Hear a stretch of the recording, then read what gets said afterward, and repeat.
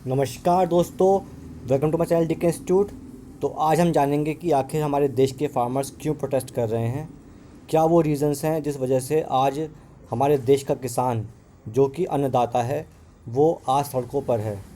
ऐसा क्या हो गया, गवर्नमेंट ने क्या डिसीज़न लिया ऐसा जिससे कि उनको मजबूर होकर सड़क पर आना पड़ा और हड़ताल करनी पड़ी। उस बारे में आज हम चर्चा करेंगे। सबसे पहले मैं एक बात कहना चाहूँगा, जय जवान जय किसान। तो स्टार्ट करता हूँ आज की वीडियो। तो दोस्तों, किसान का आंदोलन या किसान का परेशान होना कोई नई बात नहीं है। बहुत समय से सरकार और किसानों के बीच में ये मतभेद चलता रहता है।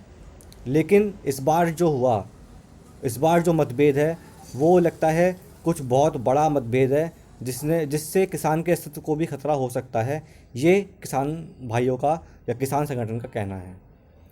पहले हम जानते हैं कि आखिर वो कौन कौन से मुद्दे होते हैं मेन जिस वजह से किसान आखिर सड़कों पर आते हैं या परेशान रहते हैं। तो पहला है MSP। भाई ये MSP क्या है? मिनिमम सेलिंग प्राइस, वो न्यूनतम मूल्य जिस पर किसान अपनी फसल को बेचेगा। ये MSP तय करती है सरकार कि आखिर किसी भी फसल का जो न्यूनतम मूल्य है वो क्या होना है। उससे कम में कोई भी किसान की फसल नहीं ली जाएगी। मतलब जो MSP तय कर दिया उससे कम पैसा किसान को नहीं मिलेगा, उतना पैसा किसान को मिलना ही है। जिससे ये सुनिश्चित होता है कि आखिर किसान को जो उसकी लागत है फसल उगाने में वो निकल जाए और उसे थोड़ा मुनाफा भी हो जाए, जिससे कि अगले सीज़न में वो फसल उगा सके। दूसरा जो मेन रीज़न होता है किसान और सरकार के बीच मतभेद का, वो ये होता है कि जो सरकार डिफरेंट टाइप के अपने प्रोजेक्ट्स लॉन्च करती है इंफ्रास्ट्रक्चर के, जिसमें उसको लैंड एक्वायर करना पड़ता है, लैंड को लेना पड़ता है, खासकर जो खेती की भूमि होती है उसके लिए। तो उसमें क्या होता है, किसानों को हमेशा शिकायत ये रहती है कि जो पैसा उनको दिया जाता है एज अ कंपनसेशन, वो मूल्य सही नहीं होता, वो दाम कम होता है। तो इस वजह से भी मतभेद होते हैं। ठीक है, तो ये नई बात नहीं है कि किसान और सरकार के बीच में मतभेद आज पहली बार हो रहे हैं, पहले भी होते आए हैं। सरकार ने समाधान भी निकाला है। हमेशा सरकार चाहती है कि जो हमारे किसान भाई हैं उनका कभी भी अनुचित ना हो, उनका भला हो। लेकिन अभी जो आंदोलन हो रहा है वो किस लिए हो रहा है वो जान लेते हैं। तो दोस्तों, अभी जो आंदोलन है एक्चुअली क्या था, अगस्त सितंबर के महीने में सरकार बिल लेके आई जिसको बोला गया फार्म बिल। उसमें 3 अमेंडमेंट किए गए। वो क्या थे वो जान लेते हैं। पहला अमेंडमेंट किया गया असेंशियल कमोडिटीज़ अमेंडमेंट एक्ट 2020।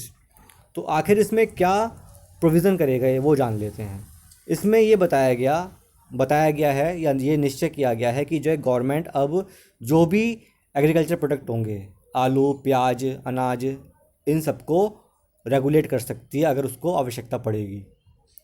मतलब इसका ये है कि अगर उसको ज़रूरत पड़ी तो वो MSP से कम दाम में भी उसको परचेज़ कर सकती है, या सारा का सारा माल खुद परचेज़ करके अपने स्टॉक में डाल सकती है, जिससे कि जब संकट आए तो वो उस अनाज का, उस सामान का इस्तेमाल कर सके। दूसरा जो बिल आया है वो क्या आया है, farmers empowerment and protection agreement on price assurance and farm service bill 2020। इसमें ये कहा गया है कि फार्मर्स और जो कंपनीज़ हैं, कंपनीज़ मतलब प्राइवेट कंपनीज़, वो आपस में कॉन्ट्रैक्ट कर सकती हैं। एक कॉन्ट्रैक्ट ऐसा जिसमें कि जो है फार्मर्स अपना पूरा का पूरा सामान, पूरा का पूरा अनाज, फसल से जो पैदावार है वो कंपनीज़ को बेच सकते हैं। कोई मिडलमैन बीच में नहीं आ सकता, ना ज़रूरत पड़ेगी, सीधा फार्मर और कंपनी के बीच में डायरेक्ट कॉन्ट्रैक्ट हो सकता है अगर ये बिल पास हो जाता है। पास तो हो ही गया है, ठीक है। अगर जिस वजह से विरोध है वो मैं बता रहा हूँ आपको कि इस बिल में ये भी प्रोविज़न किया गया है कि जो कंपनी और फार्मर्स के बीच में सीधा संवाद हो सकता है, ट्रेडिंग हो सकती है। तीसरा जो बिल है जिसकी वजह से जो मेन कंटेंशन है, मतलब जो जड़ है मेन लड़ाई की या इस विरोध की, वो है FPTC, farm produce trade and commerce promotion and facilitation bill. जैसा कि आप जानते हैं कि जो है गवर्नमेंट ने APMC एक्ट पास किया था। APMC एक्ट के थ्रू मंडी बनाई गई थी, APMC मंडी। APMC मंडी क्या होती हैं? ये ऐसी मंडियाँ होती हैं जहाँ पर फार्मर्स अपना सामान लेके आते हैं, अपना जो भी उसकी उपज है वो लेके आते हैं और वहाँ पर आड़ती होते हैं, उनको बेचते हैं। आड़ती उनको एमएसपी के हिसाब से पैसा अदा कर देते हैं और जो है आगे वो आड़ती सामान जो भी ट्रेडर्स होते हैं उनको बेचते हैं। ये समझ लीजिए कि जो है एपीएमसी मंडी एक काम करती है मिडिलमैन का फार्मर्स और जो ट्रेडर्स हैं उनके बीच में। तो इस बिल में ये कहा गया है कि जो मंडियां हैं, चाहे गवर्नमेंट है और चाहे वो प्राइवेट है, उनकी मोनोपोली ख़त्म कर दी जाएगी। फार्मर्स और ट्रेडर्स डायरेक्ट अपना सामान जो है कंपनी को या सरकार को बेच सकते हैं बिना मंडी के इन्वॉल्वमेंट के, या वो परचेज़ भी कर सकते हैं सरकार से या कंपनी से बिना मंडी के इन्वॉल्वमेंट के। बात समझ में आ रही है? इससे क्या दिक्कत है कि जो मंडी में काम करने वाले आड़ती मिडिलमैन हैं उनकी जो इनकम है वो ख़त्म हो जाएगी। हम जानते हैं कि जो है फार्मर्स की कंडीशन पूरे देश में एक जैसी नहीं है। कहीं पर फार्मर्स बहुत रिच हैं, बहुत अमीर हैं, तो कहीं पर फार्मर्स बहुत गरीब भी हैं। अगर आप यूपी के पूर्वांचल जगह पर जाएंगे, बिहार में जाएंगे, झारखंड में जाएंगे, छत्तीसगढ़ में जाएंगे, एमपी के कुछ एरियाज़ में जाएंगे, महाराष्ट्र के विदर्भ एरिया में जाएंगे, तो वहाँ पर फार्मर्स की कंडीशन बहुत ख़राब है। हर साल बहुत ही संख्या में सुसाइड होता है। क्यों? क्योंकि उनको उनकी फसल का सही दाम नहीं मिल पाता।